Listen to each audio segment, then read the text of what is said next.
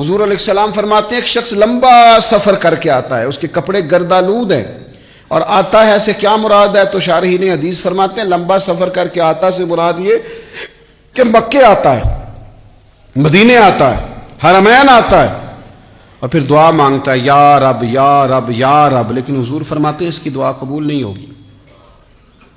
اتنا لمبا سفر کیا ہے، کپڑوں پہ گرد پڑی ہے، بڑی تکلیف برداشت کی ہے، حضور کیوں قبول نہیں ہوگی؟ تو حضور فرماتے ہیں اس لیے کہ اس نے جو کھایا ہے وہ بھی حرام پیسوں کا ہے، جو پیا ہے وہ بھی ناجائز پیسوں کا ہے، اور جو کپڑے پہنے ہیں وہ بھی اس کے لیے جائز نہیں تھے۔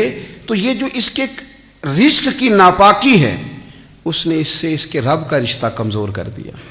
وہ کریم رب جو گناہگار سے گناہگار کی دعا بھی قبول کرتا ہے، اس کی قبول نہیں کرتا جس کا رزق پاک نہ ہو، جس کے رزق میں طہارت نہ ہو، جس کی روزی روٹی ناپاک ہو، اس کی دعائیں اللہ کے حضور قبول نہیں ہوتی۔